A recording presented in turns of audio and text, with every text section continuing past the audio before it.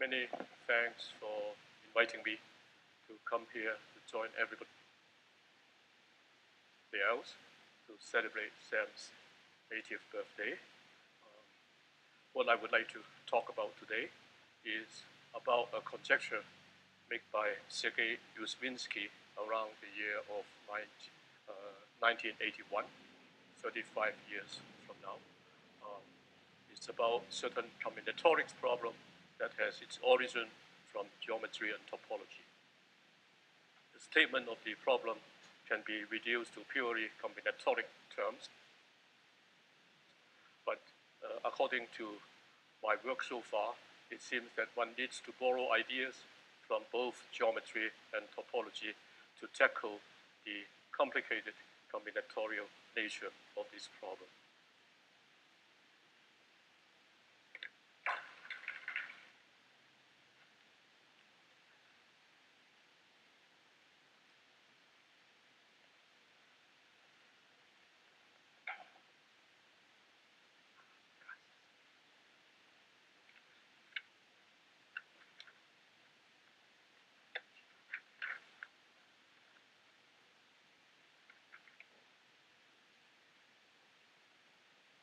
Let me begin by explaining the geometric nature of this problem. Go back to the classic problem of sums of squares, which really started from the last 2 years of the 19th century. The problem can be stated very simply. Take a ring, characteristic not 2, commutative ring with identity. Look at the polynomial ring lambda with 2 sets of variables, R variables in x's, S variables in y's. Lambda is the name of the ring. Sorry? 1 plus 1 not equal to 0, not equal to 2. 1 plus 1 in lambda is not equal to 0. All right, so lambda has this particular element, which consists of the sums of squares of the x's multiplied by the sums of squares of y's. The question simply is to express this element as a sum of squares of how many terms. Of course, the prominent question to ask is, given R and S, what is the minimal number of terms that you would require to express this as a sum of squares? The phis will be elements in the ring. Inside this ring, express that product theta as a sum of squares of elements in the ring. If you look a little bit into it, the phis will have to be polynomials. They will have to be no more than 4th degree.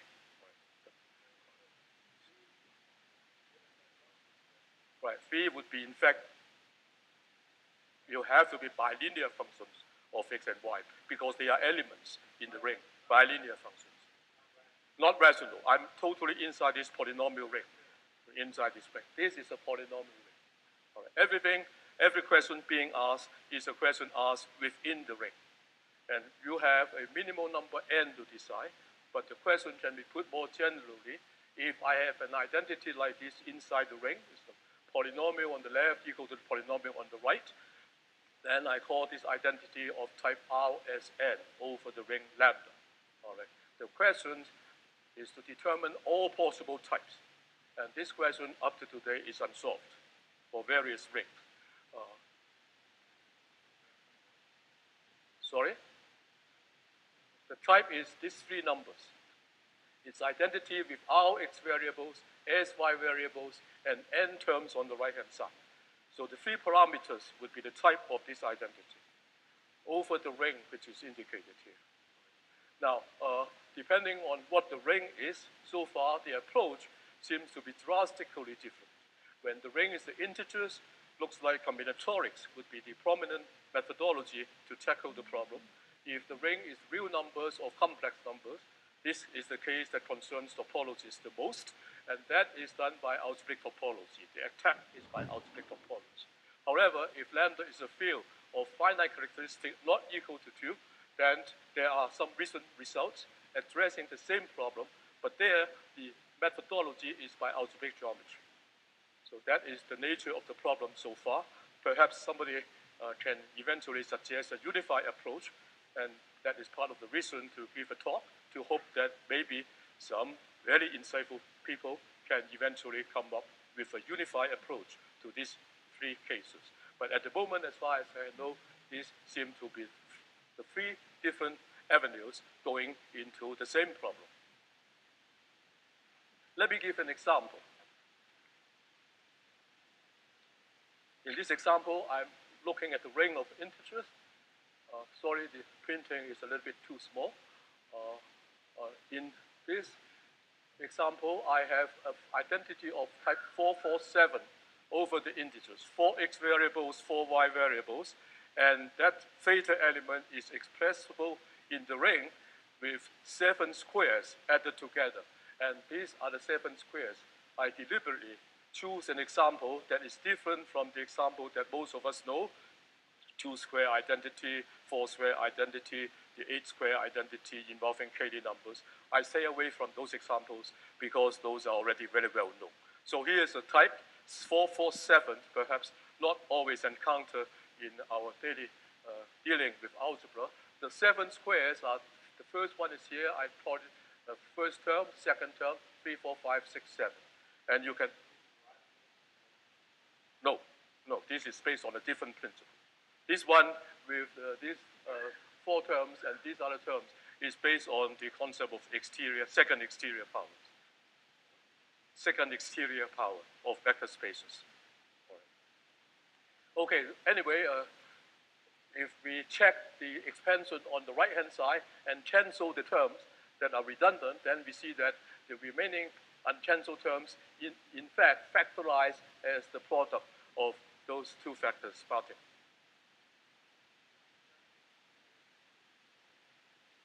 I posed 3 problems in the beginning, determine all types. Your question is a sub-question of the one I posed.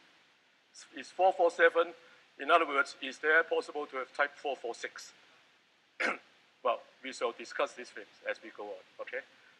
Part of the Yuzvinsky conjecture is hopefully to answer some more questions of this particular nature, all right? So allow me to deliberately keep the answer in suspense.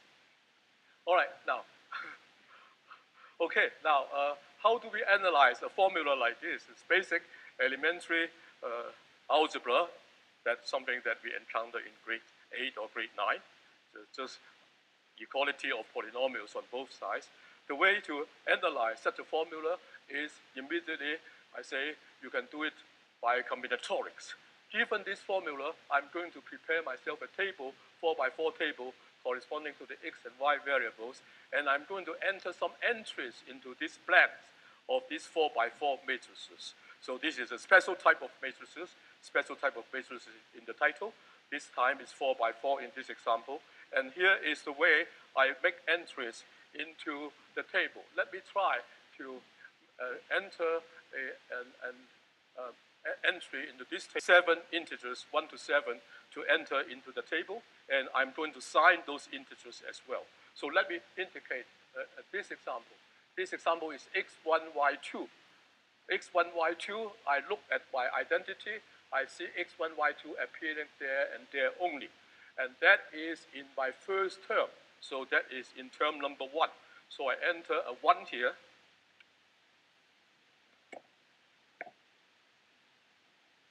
However, that x1, y2 term up there, you see, appears with a minus sign. So I give this entry. Oh, I1, y also, sorry. So here's a 1. It has a minus sign up there, so I put a minus 1. All right.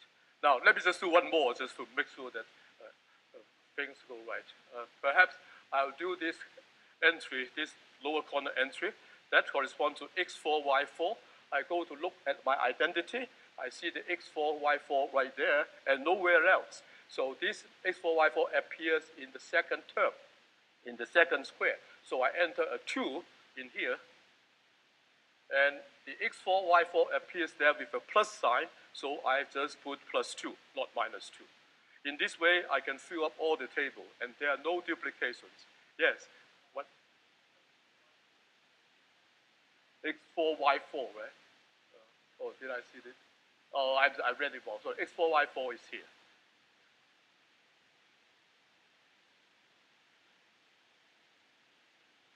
It is in the first term. Sorry, I cannot see too well. One. Okay, so that will explain the idea of filling up this table. They are filled up by integers from 1 to 7. Some of them receive a minus sign. Some of them receive a plus sign. In the end, then, the whole outcome of this filling up process would be this matrix I call M tilde. It is a sign matrix, and I think of 1, 2, 3, 4, 5, 6, 7 as colors now, and these are sign colors, and therefore, from the identity, I have such a matrix of sign colors, and this is part of the topic of today's report. In fact, let me just say a little bit in advance, it can be shown if we just give it a little bit of checking and careful thinking that identity of any type, RS n type, will determine a matrix like this of size R by S, and also if you have a matrix of this nature that fulfill the necessary properties, this matrix will allow you to read out from it an identity. So that is what the situation is.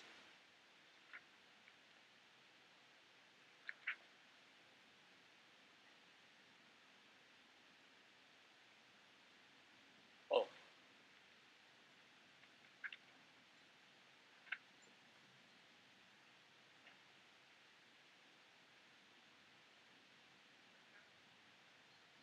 That is an element, just the name of that particular element in the polynomial ring. I just, for abbreviation, I call it capital theta. X1 squared plus all the way up to XR squared, all together, multiply by Y1 squared plus all the way up to YS squared. That is the specific element in my ring.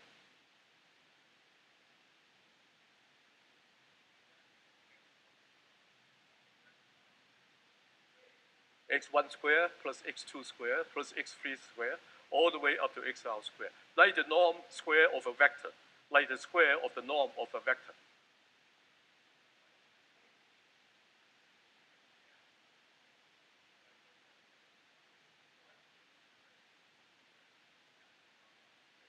Right, right. Yes, yes, that is one possible type. In fact, Tony, you run in advance. One of the partial answers to this question is a possible type is to take that element theta, multiply it all out by distributive law, getting RS terms, and therefore one type is R, S, RS. This is a trivial type. All right, but I have many more, much more interesting types, such as this 4-4 thing. I don't have 4-4-16. I have a 4-4-7.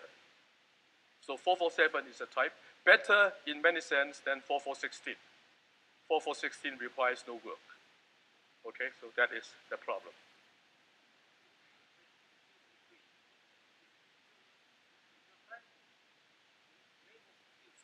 Yes. It's coming. I'm going to introduce the conjecture, all right? This is the background to Yuzvinsky's conjecture.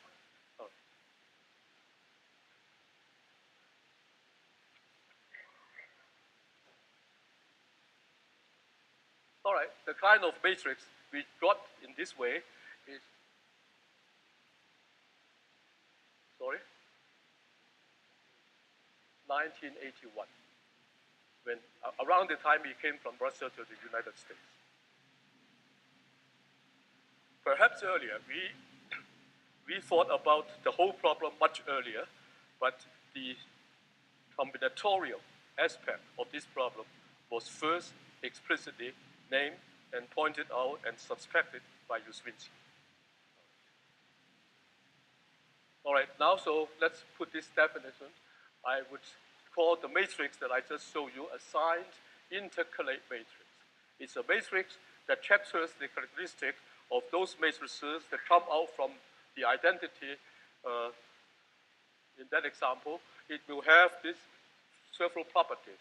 The distinctness property, it is colored by colors from 1 to n, some with sign, And the distinctness property says that the colors are distinct along each row and each column. And you can see this from the example I showed you. Second is the intercalacy property. Every 2 by 2 submatrix has either 2 colors in it or 4 colors in it. It cannot have an odd number of colors. Every 2 by 2 has either 2 or 4 colors. And thirdly, there's a sign property. Sign property says that if you do have a 2 by 2 submatrix with 2 colors and not 4 and not 1 and not 3, and then that 2 by 2 submatrix that comes out from the identity must contain an odd number of minus signs.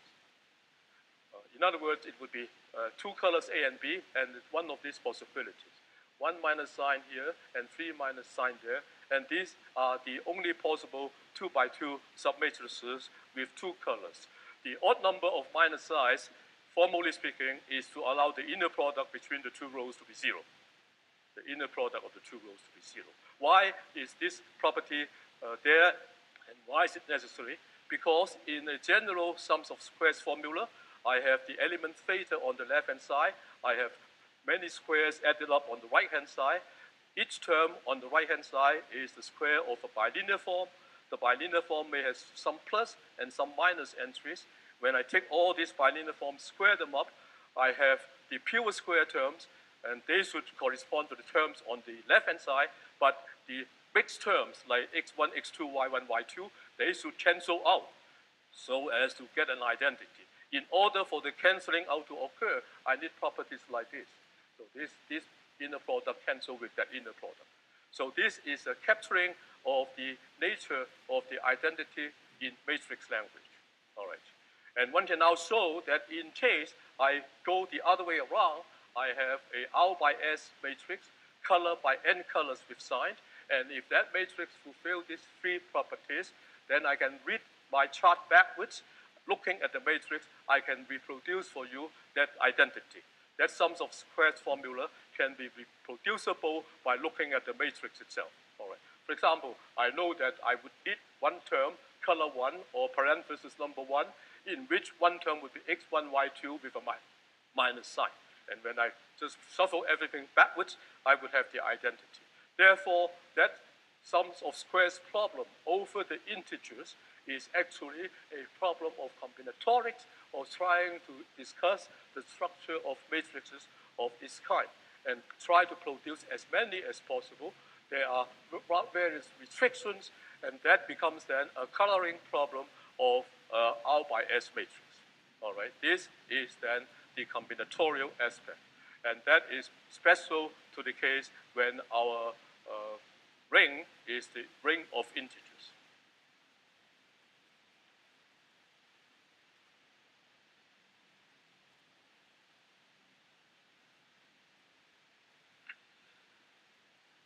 Now, in order to state the Yuzvinsky's conjecture, we need to introduce a numerical function, very interesting history about numerical functions of x's and y's, and I introduce a function called R circle S.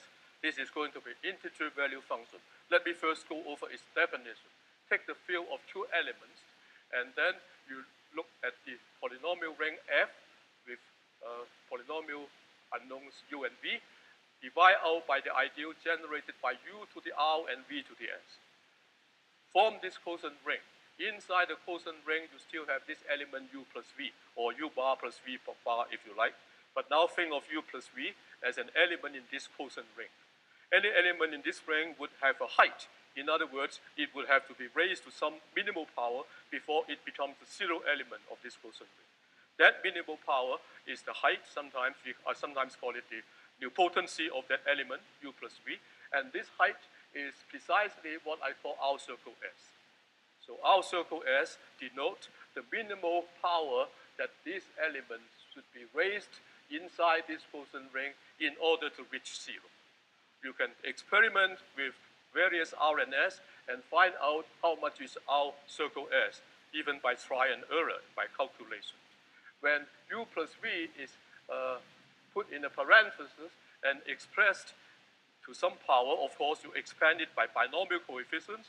some of the terms of in those binomial terms, some are automatically zero because they fall in this ideal, some are not zero, and if it is high enough that all the binomial coefficients are even to kill those potentially non-zero terms, then you have a u plus v to that power equal to zero.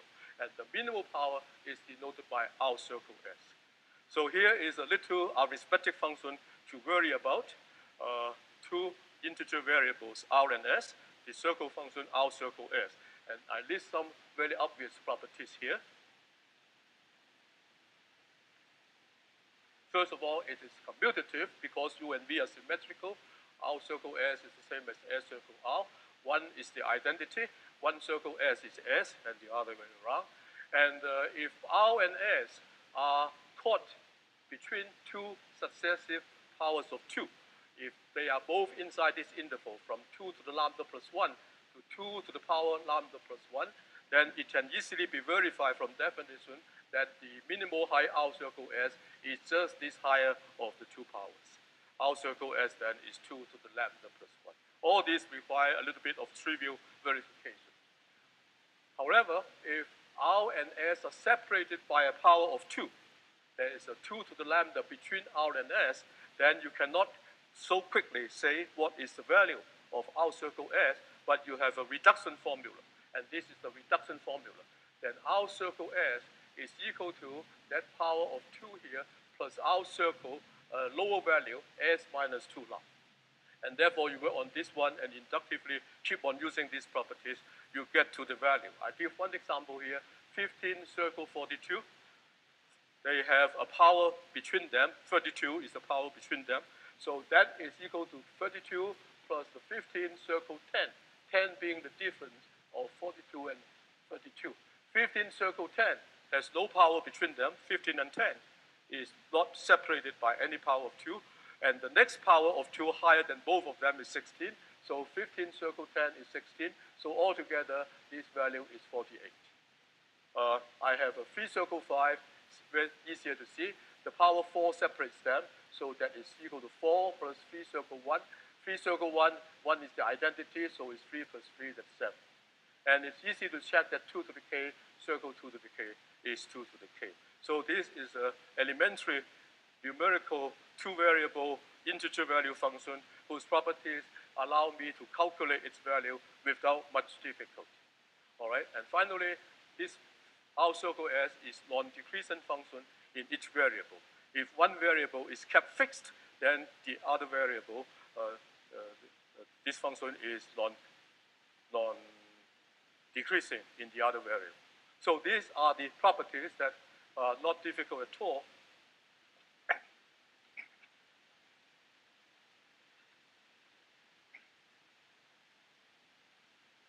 Okay, now coming back to the combinatorics problem, this summarizes what we discussed before. If one has an identity of the form, this should be phi 1, this bilinear form should be phi 1 up to phi n. And if this identity holds in that polynomial ring, that happens if and only if there is a signed integrate matrix of this particular type. All right. The two things are kind of mutually convertible. And then, therefore, that immediately gives me a corollary. A signed integrate matrix M tilde of R circle S. That matrix, let us not ask about the sign. Let us ask how many colors there should be. I say that that kind of matrix that comes from a sums of squares identity should contain at least so many colors. And that so many is precisely the R circle S. All right. So this is a very crude beginning. You ask me to determine all the types, R, S, and N. And then this corollary says that the N has to be at least equal to this value, not lower. So those lower types are now ruled out. That is our first theorem. But it's very crude. However, it would be perhaps relevant and instructive to look at the proof of this. Suppose you do have a signed integrate matrix, and you have n colors there, and so it corresponds to an identity of this type. Now, what next happens is a very familiar story.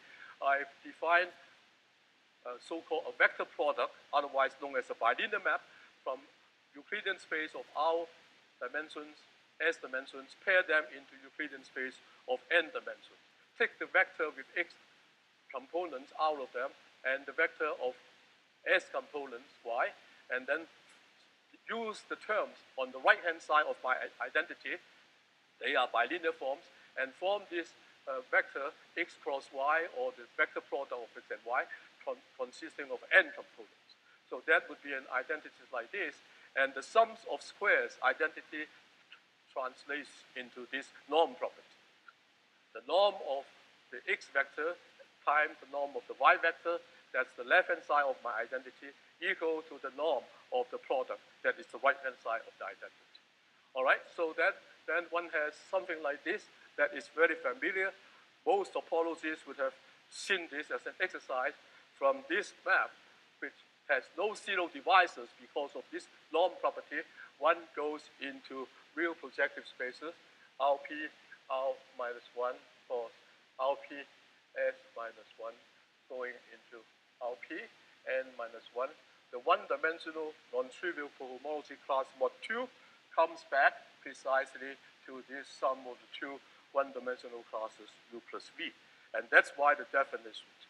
This fellow raised to the n power equal to 0, so this fellow raised to the n power equal to 0, so that n power has to be at least equal to the minimal nilpotency number. So this is the proof, and everybody almost have gone through an exercise like this. So this must hold. That is the background of the problem so far.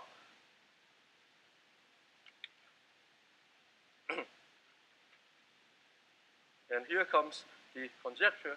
Sergei Yuzvinsky, whose name already was referred to earlier this morning in Jesus' talk. Jesus quoted several papers jointly written by Sergei and other people. And he said that, well, what if I just forget about the sums of squares problem, forget those polynomial variables and polynomial rings, just look at it as a pure question of combinatorics. Let me also, says Sergei, forget about the signs as well. Let everybody has a plus sign. So from a matrix with signs, he says, drop all the signs. And then the matrix M tilde now, with all the minus signs gone, become the matrix M. This one is no sign, but it still has some of these basic properties. Along each row, the colors are different. Along each column, the colors are different. And in any 2x2 matrix like this, 1661, it has two colors, but in someone like this, 3147, it has four colors.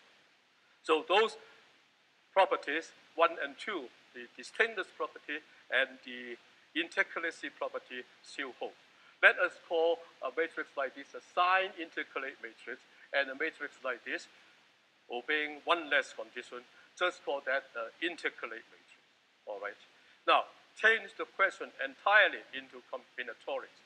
I give you a matrix blank of R rows and S columns. I give you a supply of colors, n of them, and I ask whether you can use these n colors to color the various entries of the matrix so as to make the outcoming matrix intercalate. And or to turn it the other way around, I give you that matrix, you tell me how many colors minimally would you need to make up that matrix to fulfill the intercalacy condition. With the signs, we know that the number of colors is at least R circle S. Without the signs, we don't know. Maybe fewer would do. Why? Because it is only by looking at the signs that I managed to get those bilinear maps, and I use topology, I use the projective spaces to deduce the condition that n be bigger than or equal to R circle S. If there is no signs in this matrix, there is no corresponding topology. There is no, not even valid sums of squares formula. So I don't have any topology to count on, and therefore this becomes a pure combinatorics problem. So Yuzvinsky's conjecture then is to ask what is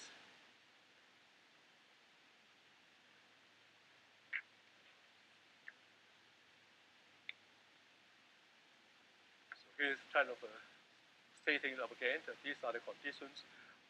Distinct colors along rows, distinct colors along columns. every submatrix has either 2 colors or 4 colors. And the question is, given the size of the matrix, at least how many colors are needed to make this matrix integer? And at this time, you would conjecture what Yuzvinsky conjecture. Yuzvinsky conjecture that our circle S is still the required number of colors. That is the Yuzvinsky conjecture. One can think of this conjecture as purely coming out of combinatorics, having nothing to do with the historic question of squares, and having nothing to do with real projective spaces and topology. Just conjecture it as a combinatorics problem. So here it is. And in this table, I provide some values of our circle S. For example, if you want to fill up a 5 by 9 matrix, to satisfy those integrally conditions, the table shows our circle S equal to 13, and then Yuzvinsky conjecture that you cannot go with fewer than 13 colors. 13, 5 circle 9 would be the number required. And it is already known that those number, our circle S colors will suffice. So half of the conjecture is done. If I have that supply of colors, I can always make a coloring, and that is not part of my talk, even though it's not difficult. I would concentrate on the other part.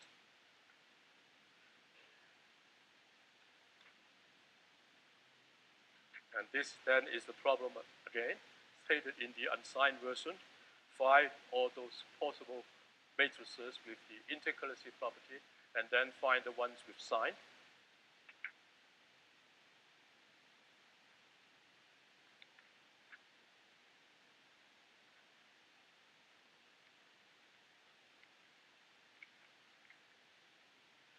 Let me first show one preliminary theorem towards trying to establish the Yuzvinsky conjecture. Perhaps as a motivation, let me just look at a matrix M like this. It has 12 columns, and it has several rows. I show 3 of them. There may be some more rows coming, which I do not show. So this is the size of the matrix. The colors are used are from 1 to 12, 1, 2, 3, 4, up to 12. So here is a special situation. I have a supply of 12 colors. I want to fill up this matrix with 12 columns. I want to fill it up so that the integrality condition is satisfied. So guess at most how many rows can this matrix have?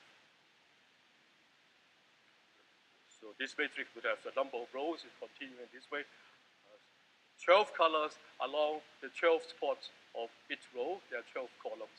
And how many rows will there be in this particular matrix if it has to satisfy the integrality condition? And there is a theorem to answer that. Let me present the theorem. This theorem is a special case of the Yuzvinsky conjecture. It is about type Rnn. The number of columns is equal to the number of colors. In other words, I'm supposing R to be smaller than S.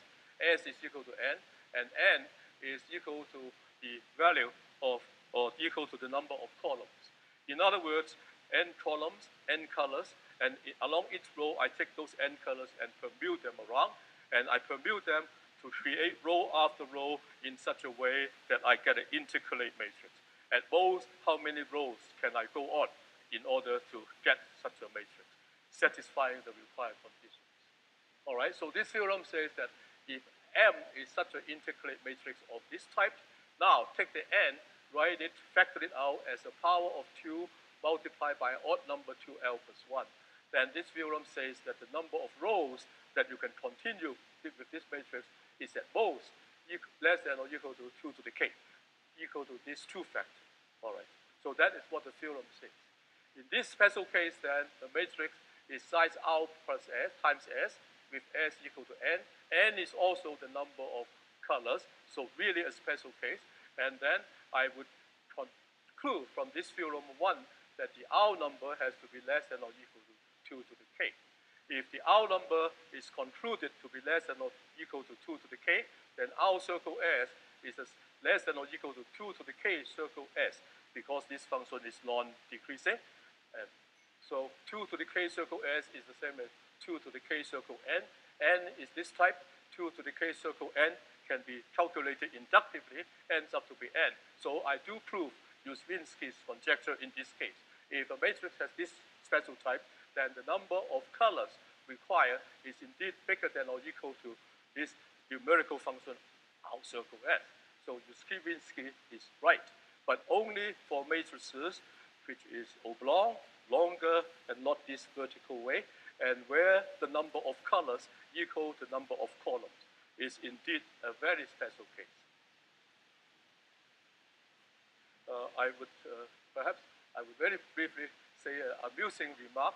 In the vector field problem on spheres, take the same n as before, look at the sphere of the dimension Sn minus 1, and so the same n as before. You ask how many independent vector fields can exist. Everywhere independent vector fields can exist on this sphere. Oh, all right. This problem had stages of development. Before the Adams solution, one of the best results was that the number of vector fields is less than or equal to this 2 to the k. And now I have a similar question, a similar consequence in the case of combinatorics.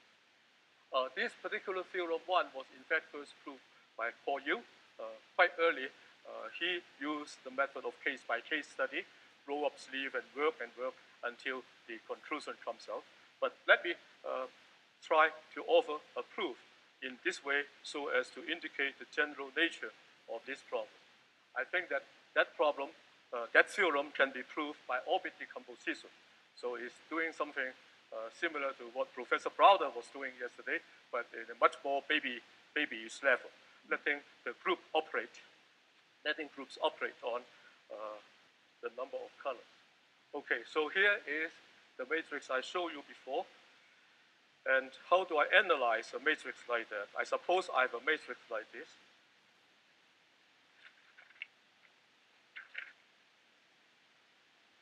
First, let me look at the case of 2NN, 2 rows, n columns, and n colors. And very easy to show that, well, the canonical way after permutation of columns would be an integrate matrix like this. And then there is the permutation from the first row to itself, sigma 1, that's the identity. You can permute the colors in the first row to the colors in the second row. That I call sigma 2, that is 1 and 2 here in cycle decomposition inside a symmetric group. So sigma 2 is this element. In general, if my matrix has n colors and n columns, and there are these successive rows, I can define permutations. Sigma 1, sigma 2 permuting first row to second, sigma 3 permuting first row to third, sigma I permuting first row to I, and so on. And then, by a little bit of group theory and analyzing the situation, one can show that the sigma I and the sigma j commute. That I'll leave as a little exercise. They do commute, and therefore, if I let them generate a subgroup in the symmetric group, they would generate an abelian group, and this abelian group must be like this, because each sigma I is a permutation, and therefore they are the generators are all of order 2, and they commute. So it must be a group like this. Direct sum elementary abelian group with at most R minus 1 summers. Well, the first one, sigma 1, is the identity. So sigma 2 up to sigma R will at most be the generators. So that would be the group acting on the colors, permuting the colors in the first row to the colors to the second, third row, and so on. Now I'll do an orbit partition of the set of colors according to this group action. I say that each orbit has cardinality 2 to the lambda, or some lambda. That is because my total number of elements in my group is a 2 power. So each orbit is a 2 power, and I say that those 2 powers, which are cardinality of orbits, not all of them can exceed this 2 to the k. N is divisible by 2 to the k and not higher. Those cannot exceed 2 to the k. And that is because the sum of all cardinality of all orbits is equal to n, total number of colors. N has at most a 2 factor of 2 to the k, and this sum of the orbits is the sum of 2 to the lambdas. So if all these 2 lambdas are higher than 2 to the k, this one would be a contradiction. Therefore, there would be at least one orbit B, the cardinality is less than or equal to 2 to the k. And the group then not only acts on the set of all colors, it acts on each orbit individually, so the group acts on B. And this would be clearly indicated by the example I showed. So this kind of haphazard coloring does not seem to show any pattern, but if I do the orbit analysis and concentrate on one orbit, then I realize that 1324 will form an orbit, and this is 1324, part of the first row, 2413, part of the second row, 4231, part of the third row, and then everybody can see that there can be at most one more row. The fourth row corresponding to the quaternions and the sums of squares, 444 sums of squares identity. So here I conclude that that matrix, which I did not know how many rows it would contain, is at most going to have 4 rows if it satisfies the intercalacy condition. So that's how it goes. And that is theorem 1. Now let me go on to look at more techniques to attack the Yuzvinsky conjecture. Let's go back to that 447 identity that I introduced to you in the beginning. I said that it defined a product of vectors, 4-dimensional vector, product with another 4-dimensional vector equal to this 7-dimensional vector, and there is this norm property. Looking and concentrating on vectors of 1 unit length, this product gives me a map like this. 3-dimensional sphere, unit vectors x of unit norm 1, and then 3-dimensional sphere for the unit vectors y. They multiply together to get a 7-dimensional unit vector, which then falls on S6. So this product now restricts the spheres, directly goes to the map G. I call this map G, restriction of this. I take this map, the vector product I defined before, restrict it to this smaller domain, then the image of this smaller domain fall in S6, and I call this restriction map G. Okay? That is assuming that we have a 447 identity, which you saw in the beginning. So from that identity, here is the spin-off from the geometry. That identity, when I once interpreted it as the identity over the real numbers, then it spins off for me quite a bit of geometry, and this is kind of the geometry in a nutshell. Now, that comes to what Dr. Ravenel was saying, that is a smooth map like this. Pick a point here and look at the inverse image, Pontryagin procedure. So let's say that we pick this point Z on here with these 7 coordinates, and look at its inverse image under this G, all right? The geometry of that inverse image is interesting. It turns out that the inverse image lies in this S3 cross S3. It turns out to be a circle. Not only is it a circle, but this circle is a very nice one. It can be obtained from this S3 cross S3, situated inside this 8-dimensional Euclidean space. And that circle I was talking about is obtainable by looking at the 8-dimensional Euclidean space, take a 2-dimensional plane inside the 8 space and chop this circle. Intersect this circle S3 cross S3 with a certain 2-dimensional subspace I call W sub Z. The W depends on which Z you have chosen, but it has been proven that there is one such subspace, and you cut out the circle, and the circle will be the inverse image. The whole thing is very similar to the Hopf vibration. In the Hopf vibration of S3 to S2 or S7 to S8, a point downstairs has an image up there being some kind of circle or sphere, and that circle or sphere is cut out from the global domain by a linear subspace inside the sphere in which the Euclidean space is sitting. The only thing that is different and more general than the Hopf vibration is that this WZ depends on the point Z you choose. And the inverse image of the Z in this particular choice is a circle. With some other choice, it may not be a circle, it may be a true sphere. In some other choice, it may be a free sphere. Then it has to be cut out accordingly by subplanes of the corresponding dimension.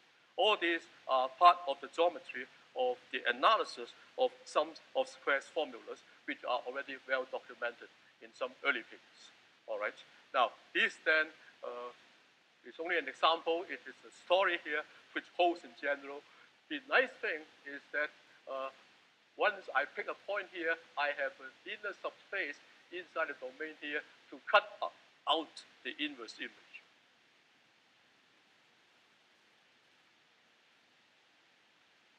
And what is most interesting is this case. If I have in R4 cross R4 this subspace, I can also decompose R4 cross R4 differently, not as R4 direct sum with R4, alternative direct sum decomposition of that cutting out subspace plus its orthogonal complement. The significant geometric conclusion from this analysis was that it is possible now to define another vector product. Pair this WZ with its orthogonal complement. Pair a pair of vectors here into another 7-dimensional vector. 7 is the same before, but it's no longer R4 cross R4. It is now WZ cross WZ perpendicular complement. So the dimensions change. Earlier, it was a pairing from 4 dimensions times 4 dimensions. Now, this one is a pairing from 2 dimensions cross 6 dimensions. Things do change drastically. And there are various such things according to how you pick this point set. This is a lesson from geometry, certainly spin-off from understanding the Hopf vibration well, but generalizing it to the sums of squares identities. And it does help quite a bit in understanding the structure of these formulas. So that is what the geometry side tells us, and I have just offered a review. Now, come back to the Yuzvinsky conjecture. Yuzvinsky conjecture talks nothing about formulas. It is purely a coloring problem of matrices. It does not talk about bilinear pairings, certainly no content that reminds us of any Hopf vibration or things like that, and no suggestion that the inverse image of one point should be a sphere or a circle or a sphere of various dimensions. No such thing, purely a combinatoric method. However, we can still take lessons and learn from what the geometry tells us. And this is what one learns out of many discussions between myself and Paul Yu, my former co-worker and good friend. There is a combinatorial lemma that is squeezed out from the geometry story that I told you about. Now let's go back totally to combinatorics. And this combinatorial lemma, I call it hooking. I don't know whether it's a good term. Suppose M is a matrix of type R as N. It has the intercalate property, and there the size is R times S, and N is the total number of colors used in this matrix. Put the hypothesis. Suppose that inside this matrix M here, which is this big thing, there is a color C, which occurs K times. Suppose one color called color C occurs precisely K times in that matrix. Then I take that color matrix, commute its rows and columns. It does not hurt any intercalacy condition. And I commute its rows and columns until all the C's appear along this principal diagonal for K times. I first do that. That is a very trivial change, no change at all whatsoever. But once I get the M into this equivalent form, I'm going to perform some kind of surgery. The surgery is modeled on the geometry I described to you before. I don't call this surgery, I call this hooking. And how does hooking go? Hooking says that you look at the square size submatrix occupied by all these C's and partition the M in this way. Then this lower right part, I'm going eventually to discard. And the part that is underneath the C is this part here. I'm going to do surgery and bring it to somewhere else. All right? So this part eventually will be cut out, thrown in the garbage bag, and then this one will go somewhere else. And this is how I send it to.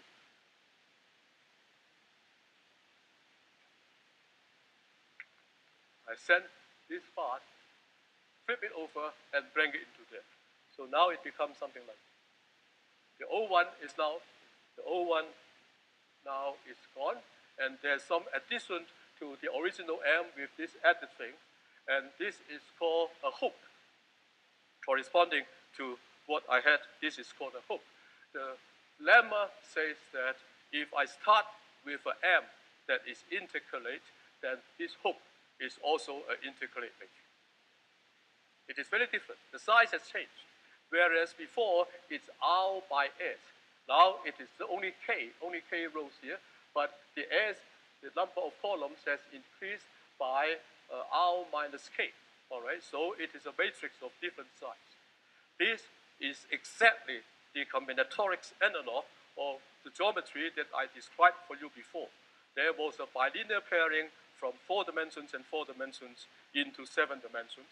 But then, using those subspaces WZ, I managed to produce other types of bilinear pairings whose dimensionalities are quite different.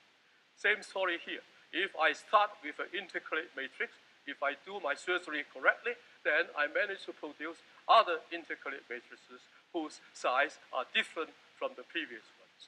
And this situation, I call it hooking. All right? Now, once you know that this produces a matrix that is intercalate, it is in fact very trivial to prove it.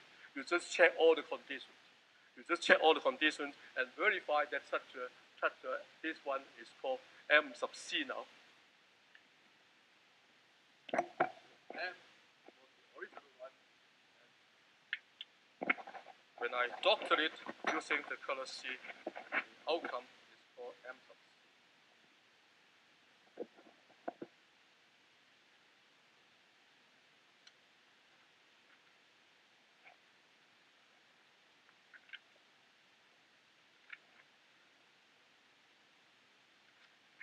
I put the two procedures side by side. I've gone over these things.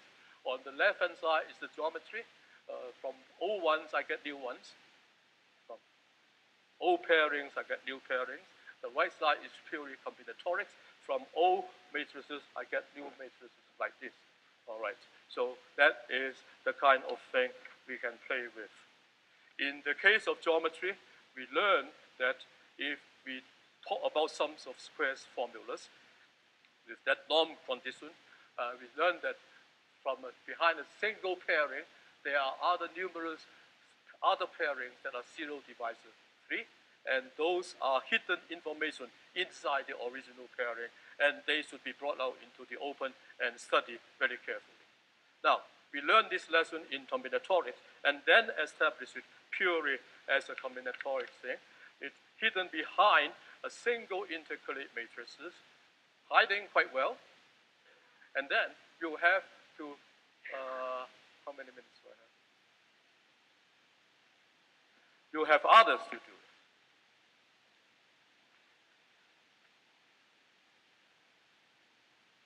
Using this technique, this second theorem becomes available.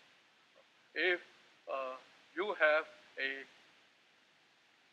R by S matrix, color by a number of colors, you want to show that this number of colors must obey the Yuzvinsky conjecture, that the number of colors has to be bigger than R circle S.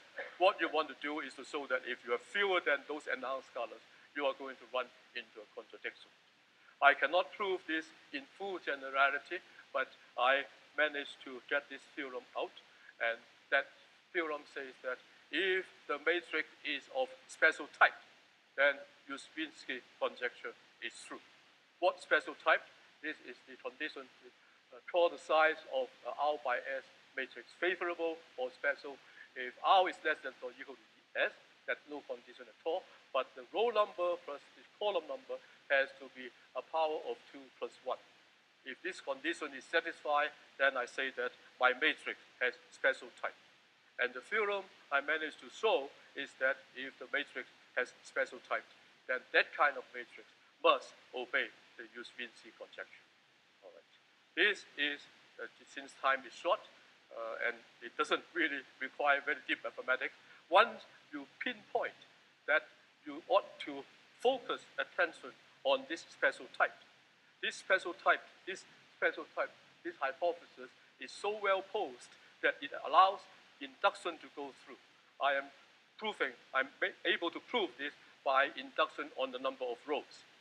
Let me spare you of the induction steps, although that involves a little bit of good mathematics there. And in the induction step, I make use of theorem 1, the special case I mentioned when the number of colors equal to the number of columns. For the consideration of time, let me skip that, but once I point out that you can use induction to show it, you can do it. one of the ingredients of induction is that when R and S satisfy this condition, there's one very nice thing. There's one very nice numerical thing.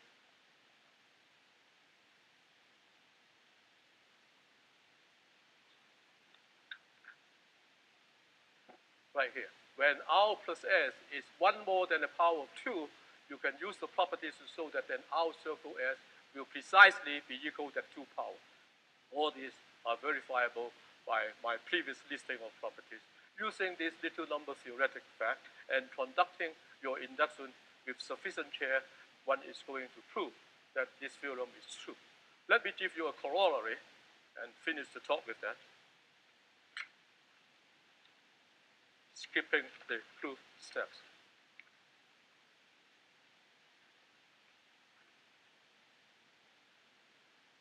Using that theorem, one can show that when you look at matrices of size R times n, where R and S are not separated by any power of 2, then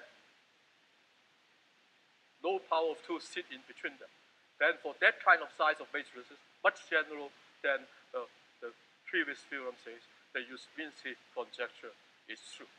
Finally then, when you only care for the Yuzvinsky conjecture for square matrices, which is natural to wonder first, square matrix means R equal to S. If R equal to S, R and S are not separated by any power of 2. So for square matrices then, the Yuzvinsky conjecture is true. All right. Now the case is that for many special types of matrices, square ones and matrices that are oblong and not long vertical like this, not like they're kind of satisfying some condition, the conjecture is true. My feeling is that eventually this conjecture shall be true, only that because of my inability, I do not manage to have a complete proof. Finally, the reason that this conjecture is being revisited is because of this work by Dan Dutler and Dan Isaacson. I revived my interest in the question around 2006. That is around the time I learned of their work. They call the Hopf condition for bilinear forms over arbitrary fields. And they have similarly a statement about sums of squares identities, but now the polynomial ring is over the field of finite characteristics. They get the same kind of condition like Yuzvinsky. And of course, they were not using topology because over an arbitrary field with finite characteristics, not so much topology there, they were using the motivical homology in algebraic geometry. All right, so for 3 different contexts, the conjecture is appearing in 3 different situations, and the purpose, as I said in the beginning, is to unify them. Happy birthday, Sam. I am very happy to be here.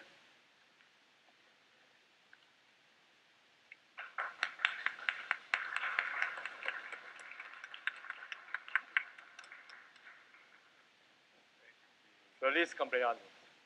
Time for one quick question.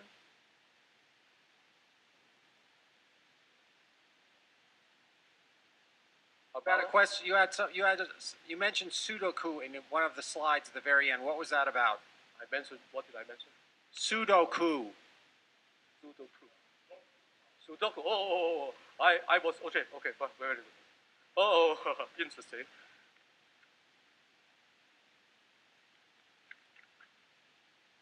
Okay, I guess you refer to this part. The reason I put this in is I figure that by the time I get to this point in my talk, most people would be sleeping, or at least, I didn't know that I was scheduled right after lunch, but I figured that no matter what, in whatever time slot in the morning or afternoon, by the time I get to the end, most people would probably be sleeping, perhaps kind of bored with what I was saying. So I just allow them an exit of not going on with the lecture, but pay a problem similar to Sudoku. I give you a 3 by 5 matrix. I give you a 3 by 6 matrix. I give you this fulfill the hypothesis. 3 plus 6 is 1 plus the power of 2. And then according to my theorem, you need at least the number of colors equal to that power of 2 in order to fill up and find that matrix. I challenge everybody to come up with that matrix. That is like a Sudoku problem. No more than a Sudoku problem. You just try and try. Okay. So this is an exit for people who don't want to listen anymore. Okay. Well, thank you very much.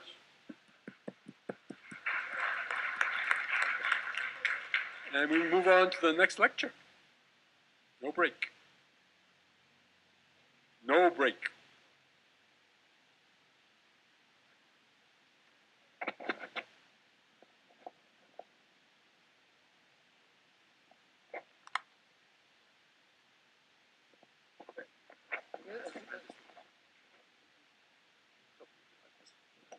Okay, but that can help with this. I can see.